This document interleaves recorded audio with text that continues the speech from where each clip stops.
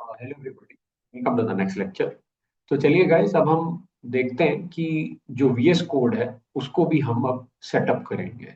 VS code तो हमने install कर लिया है, ठीक है। और लिनक्स साइड से हम अपना वीएस कोड रन करेंगे, क्योंकि गाइस जो भी हम डेवलपमेंट का काम करेंगे वो सर्वर साइड से करेंगे, और हमारा जो सर्वर साइड है वो लिनक्स बेस्ड है, ठीक है। तो आप VS कोड विंडोज पे भी ओपन कर सकते हैं और VS कोड आप लिनक्स पे भी ओपन कर सकते हैं, लेकिन क्योंकि हम अपना डेवलपमेंट सारा का सारा सर्वर साइड में करेंगे तो इसीलिए हम अपने VS कोड को लिनक्स पे ओपन करेंगे। और लिनक्स पे ओपन करने के बाद हम उसके अंदर कुछ एक्सटेंशंस इंस्टॉल करेंगे, ठीक है, VS कोड के अंदर उसको सेटअप करने के लिए, ताकि हमारा जो कोडिंग से रिलेटेड काम है आर्टिफिशियल इंटेलिजेंस और मशीन लर्निंग के अंदर, वो फैसिलिटेट हो जाए, मतलब हमें आसानी हो चीजें करने में VS कोड के अंदर, ठीक है। तो चलिए, हम सबसे पहले गाइस VS कोड ओपन कर लेते हैं लिनक्स लिनक्स साइड पे। तो कोड डॉट लिखने से आपको पता है कि VS कोड ऑन हो जाता है। और जैसा कि गाइस आप यहाँ पे देख सकते हैं कि एक्सप्लोरर में ऊपर लिख करके आ रहा है हमारा user name, that is AIML machine, और WSL उबुंटू 24.04 लिखा हुआ है। तो यहाँ से क्लियर हो जाता है कि हमारा जो VS कोड है वो लिनक्स में ओपन हुआ है, वो विंडोज में ओपन नहीं हुआ, यानी कि सर्वर साइड में ओपन हुआ है, ठीक है। अम, अभी गाइस आपको ये चीज और मुखर तरीके से दिखेगी, और ओपन तरीके से आपको ये चीज नजर आएगी VS कोड के अंदर, कि लिटरली हमारे इस मशीन के अंदर, इस लैपटॉप के अंदर, इस कंप्यूटर के अंदर दोनों चीजें हैं।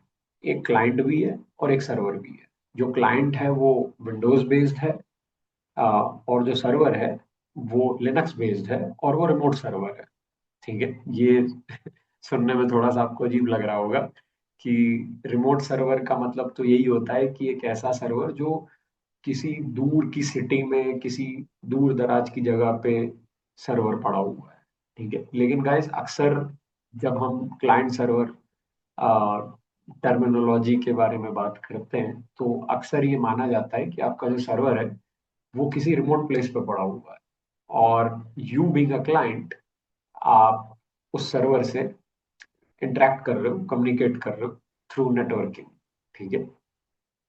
तो आप क्लाइंट हो, तो जो आपका कंप्यूटर होगा जिस पे आप सर्वर को एक्सेस करोगे, वो कंप्यूटर आपके लिए लोकली अवेलेबल होगा, यानी कि आप अभी उसके सामने हो, आप उसे एक्सेस कर पा रहे हो, वो आपसे दूर नहीं है। लेकिन जिस कंप्यूटर के थ्रू आप सर्वर को एक्सेस कर रहे हो, वो सर्वर रिमोटली पड़ा हुआ है, किसी दूर की सिटी में, किसी दूर के शहर में पड़ा हुआ है, और आप इंटरनेट के थ्रू उसे एक्सेस कर रहे हो।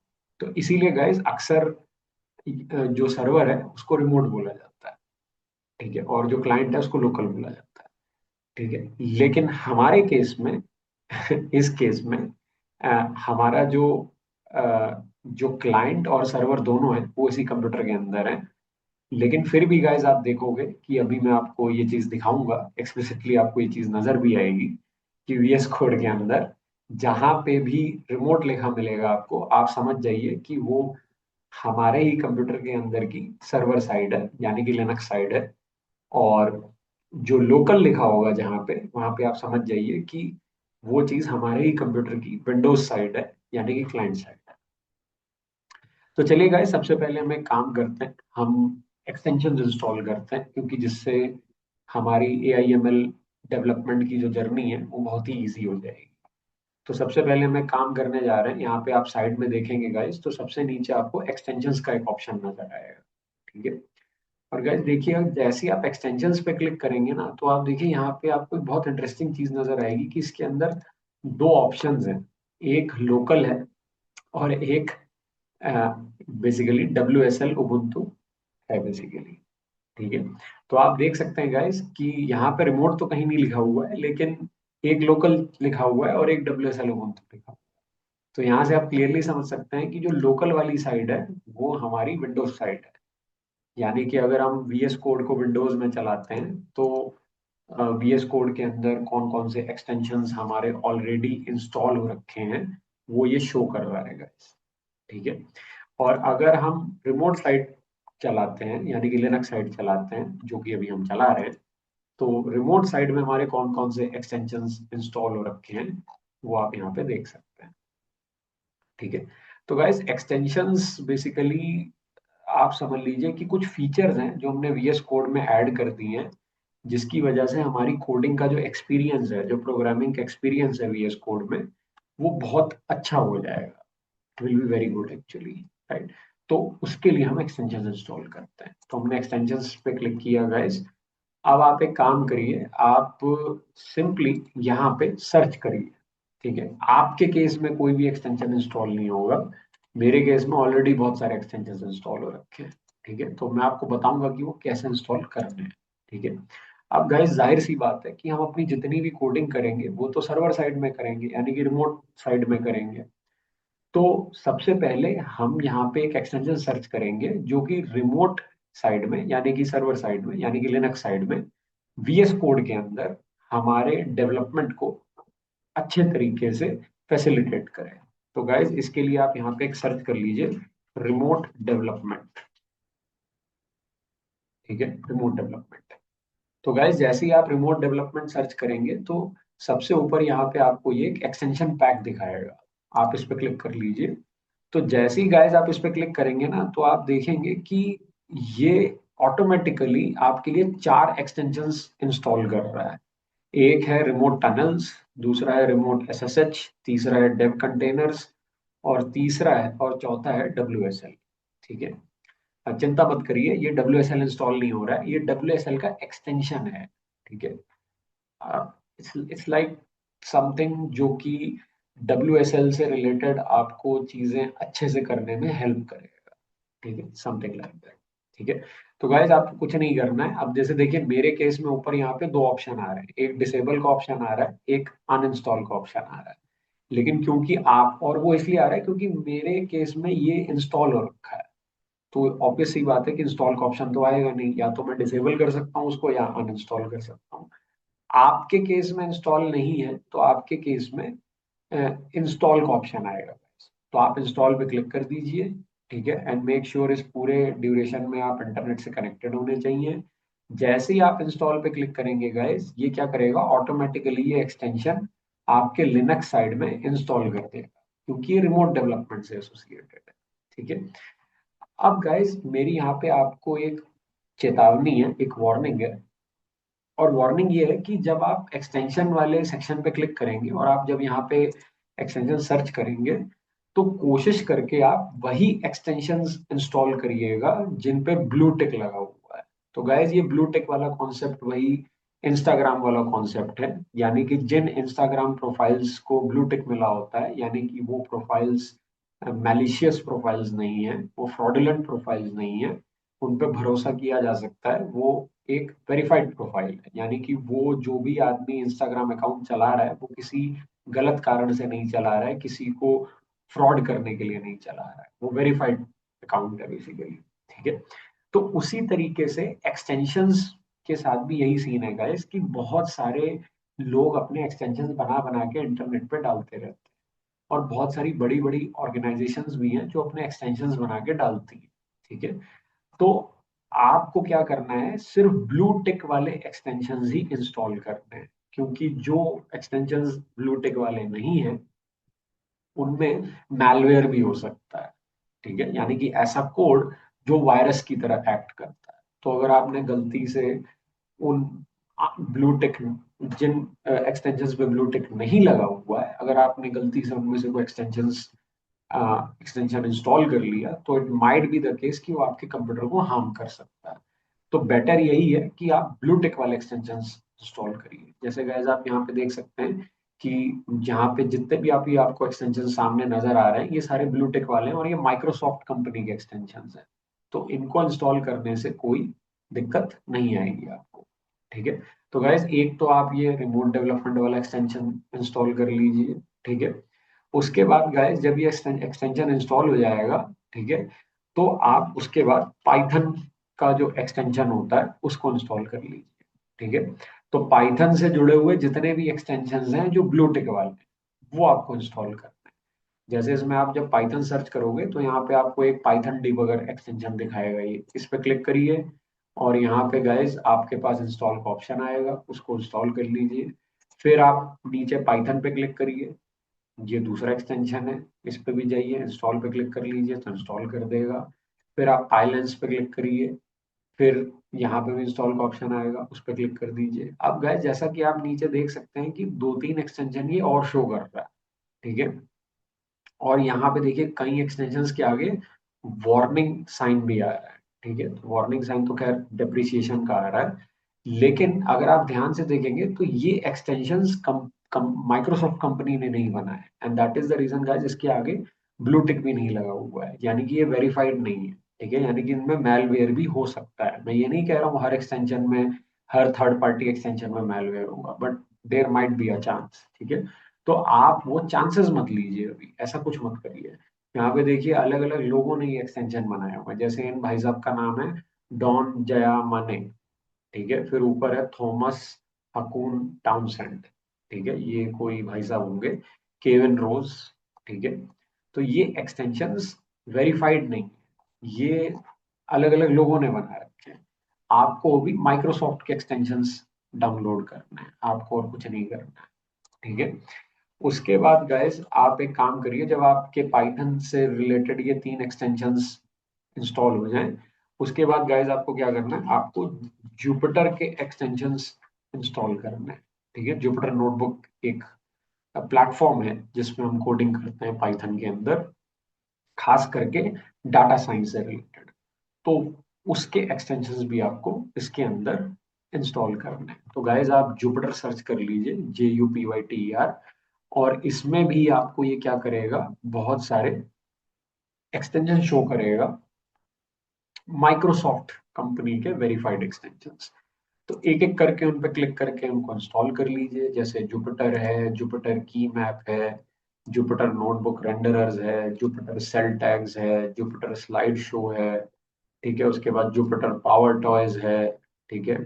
ये सारे इंस्टॉल कर लीजिए। उसके नीचे आप देख पा रहे हैं जितने भी हैं वो सारे के सारे थर्ड पार्टी एक्सटेंशन हैं, यानी कि वेरीफाइड नहीं है वो, ठीक है।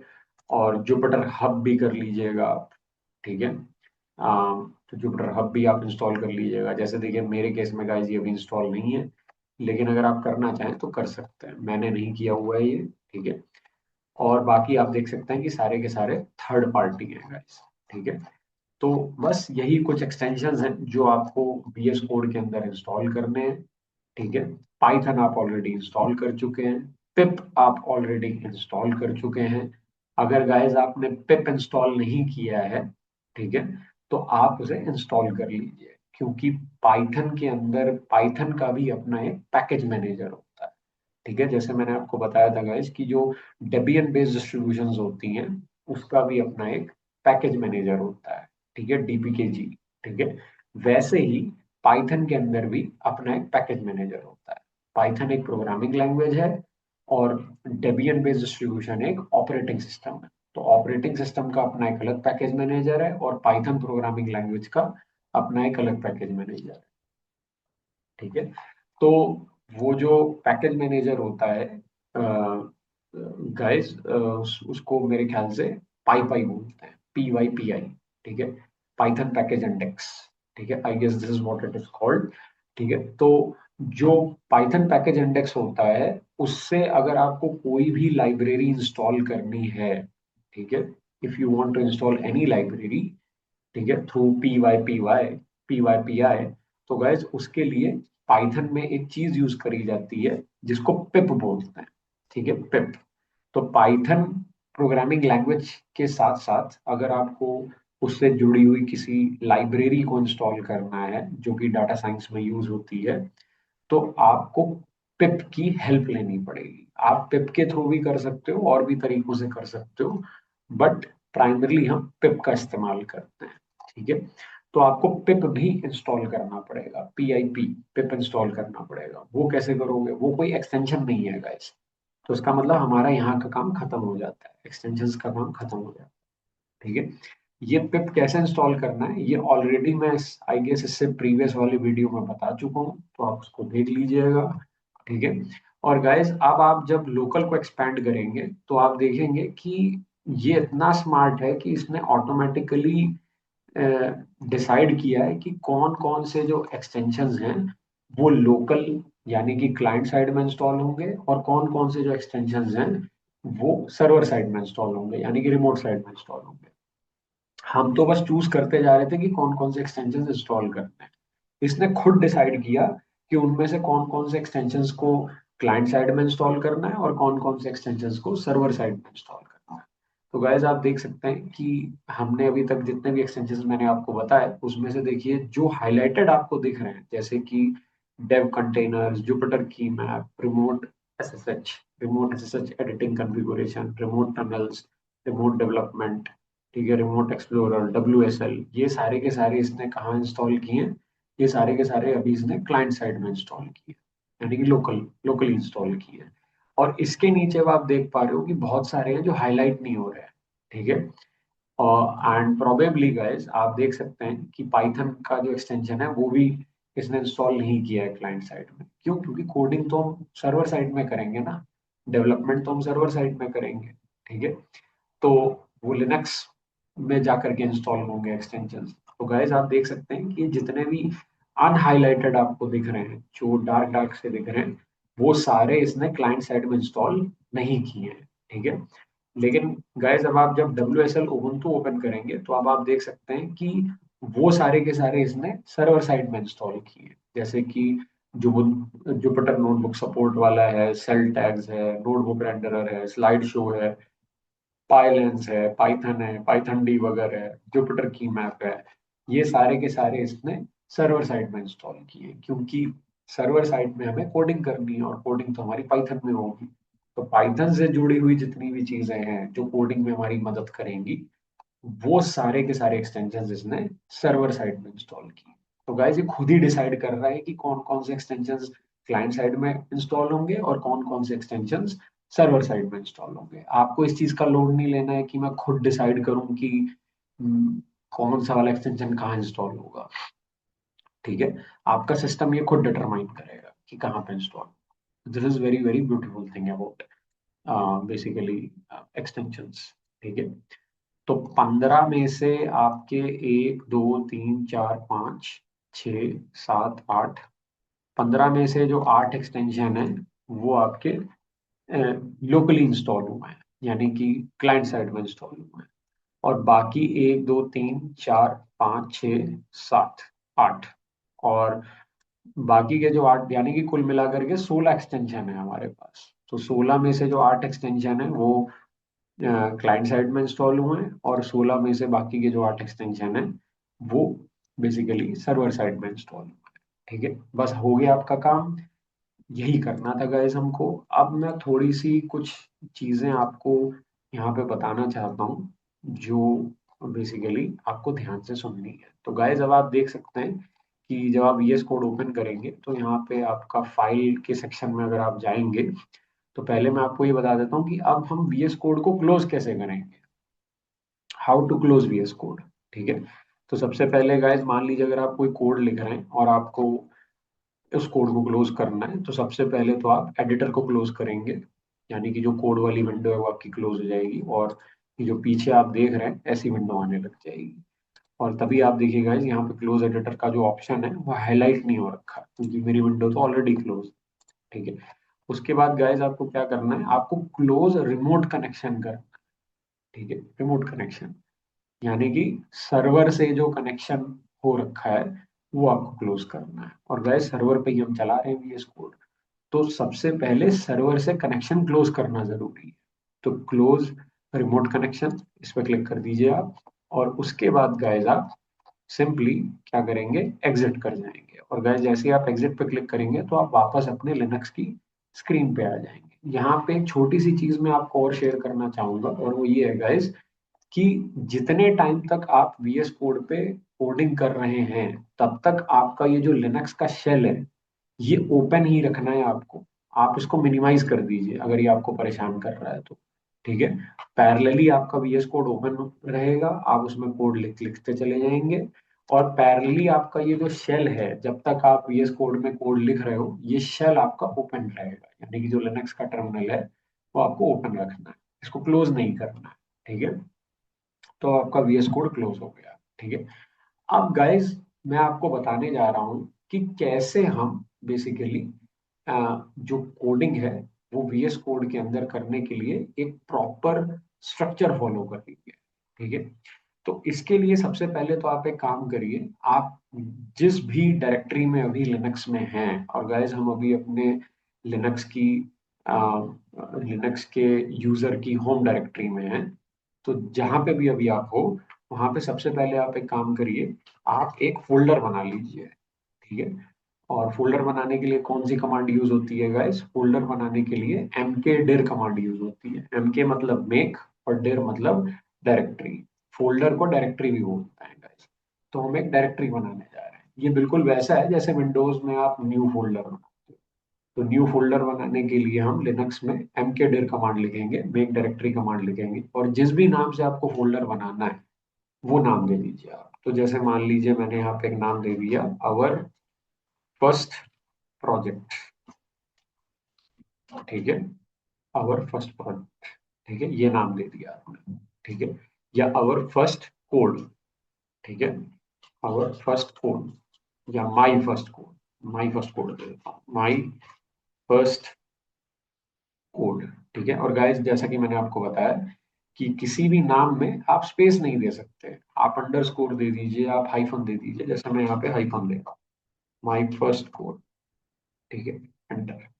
तो गाइस इससे क्या हुआ कि आप आप अभी अपने लिनक्स में जिस भी फोल्डर के अंदर हैं, जिस भी डायरेक्टरी के अंदर हैं, ठीक है, उसके अंदर आपने एक डायरेक्टरी बना दी है, एक फोल्डर बना दिया है जिसका नाम है माई फर्स्ट कोड। अब गाइस माउस से डबल क्लिक करके हमें उस फोल्डर के अंदर जाना है, क्योंकि उस फोल्डर के अंदर ही हम अपना प्रोग्राम लिखेंगे। तो अब हम ऐसा क्या कमांड लिखें जिससे हम इस फोल्डर के अंदर चले जाएं? तो गाइस हम लिखेंगे cd। cd की फुल फॉर्म होती है चेंज डायरेक्टरी। तो हम डायरेक्टरी चेंज करके जा रहे हैं, अभी हम जिस डायरेक्टरी में हैं, उस डायरेक्टरी से उठ के हम इस डायरेक्टरी के अंदर जा रहे हैं, इस फोल्डर के अंदर। तो गाइस माई लिखिए, हाइफन दबाइए, और अब आपको पूरा नाम नहीं लिखना है, आप टैब प्रेस कर दीजिए, वो ऑटो कंप्लीट कर देगा। यानी कि आपको पूरे फोल्डर का नाम हाथों से दोबारा से टाइप करने की जरूरत नहीं है। आप सिंपली आधा नाम लिखिए, टैब प्रेस कर दीजिए अपने कीबोर्ड पे, और वो ऑटो कंप्लीट कर देगा। ठीक है, एंटर कर दीजिए। तो गाइज अब आप क्या है, बेसिकली माई फर्स्ट कोड के अंदर आ चुके हो, यानी कि माउस से डबल क्लिक करके, जैसे विंडोज में हम माउस के ऊपर डबल क्लिक करके फोल्डर के अंदर जाते हैं, डायरेक्टरी के अंदर जाते हैं, वैसे ही यहाँ पे हम कमांड लिख करके फोल्डर के अंदर आ गए। ठीक है, अब गाइस हम जो भी VS कोड का काम करेंगे ना, वो इस फोल्डर के अंदर करेंगे। यानी कि एवरी टाइम आपको जब भी एक नया कोड लिखना होगा, तो पहले आप उसका एक फोल्डर बनाओगे। ठीक है, और वो फोल्डर कहाँ बनाओगे गाइस? फोल्डर आप बनाओगे टिल्डा वाली डायरेक्टरी के अंदर। जैसे यहाँ पे गाइस हमारा जो फोल्डर बना हुआ है, वो टिल्डा वाली डायरेक्टरी के अंदर बना हुआ है फोल्डर। ठीक है, टिल्डा वाली डायरेक्टरी के अंदर बना हुआ है। तो ये नहीं करना है कि इस डायरेक्टरी के अंदर एक और डायरेक्टरी बना। ठीक है, आपको वापस टिल्डा वाली डायरेक्टरी में जाना पड़ेगा, एक नया फोल्डर बनाना पड़ेगा, और उस नए फोल्डर के अंदर दोबारा से cd करके आना पड़ेगा, जैसे हमने यहाँ पे किया, और फिर उसके अंदर आपको VS कोड ऑन करके अपना कोड लिखना है। ठीक है, वो मैं अभी बताऊंगा कैसे करना। लेकिन अभी हम पहले देख लेते हैं कि एक कोड अगर हम लिखेंगे तो कैसे लिखेंगे। ठीक है, तो माई फर्स्ट कोड। ठीक है, आप गाइज आप कुछ मत करिए, आप यहाँ पे सबसे पहले अपना VS कोड ऑन कर लीजिए। ठीक है, तो कोड डॉट, हमने VS कोड ऑन कर लिया, तो अब आपका जो VS कोड ओपन होगा ना, वो इस फोल्डर के अंदर ओपन होगा। ठीक है, तो एंटर। जैसे ही गाइज हमने कोड डॉट लिखा, तो यहाँ पे हमारा देखिए फोल्डर का नाम आ रहा है माई फर्स्ट कोड। राइट, अब गाइज हम अपना जो भी कोड लिखेंगे वो जुपिटर नोटबुक के ऊपर लिखेंगे, यानी कि वो एक ऐसा प्लेटफॉर्म है जिसमें हम पाइथन की प्रोग्रामिंग करते हैं। ठीक है, तो पहले हमें एक जुपिटर नोटबुक फाइल ओपन करनी पड़ेगी, क्योंकि ऑब्वियस सी बात है कोड तो आप एक फाइल में ही लिखोगे। लेकिन इस केस में हम हमारी जो फाइल होगी वो कोई साधारण फाइल नहीं होगी। जैसे गाइस नॉर्मली जो हम पाइथन का कोड लिखते हैं वो डॉट पी वाई फाइल के अंदर लिखते हैं, डॉट पी वाई फाइल। यानी कि जैसे सी का कोड आप डॉट सी फाइल के अंदर लिखते हो, सी प्लस उसका कोड आप डॉट सीपीपी फाइल के अंदर लिखते हो, वैसे ही पाइथन का कोड हम डॉट पी वाई फाइल के अंदर लिखते हैं यूजुअली। लेकिन गाइस वो पाइथन स्क्रिप्ट फाइल होती है, ठीक है। हम जिस फाइल के अंदर अब कोड लिखेंगे, खास करके डाटा साइंस का जो कोड लिखेंगे हम जिस फाइल के अंदर, वो गाइस हम कोशिश हमें यही करनी है कि हम डॉट पी वाई फाइल के अंदर ना लिखें। लिख सकते हो, इसमें कोई मनाही नहीं है, लेकिन guys dot P Y file के अंदर कोड लिखने के अपने कुछ डिसएडवांटेजेस हैं, ठीक है, जिसके बारे में हम आराम से बात करेंगे।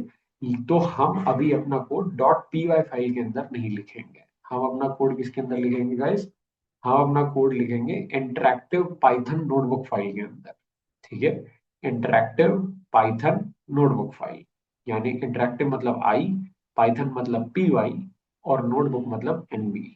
तो इसका मतलब गाइस हमारी जो फाइल का एक्सटेंशन होगा वो डॉट पी वाई नहीं होगा, हमारी फाइल का एक्सटेंशन होगा I P Y N B, ठीक है। ये बात सुनने में आपको थोड़ी अजीब सी लग रही होगी अभी कि इतना लंबा एक्सटेंशन भी होता है, ठीक है। जी हाँ गाइस, इतना बड़ा एक्सटेंशन भी होता है।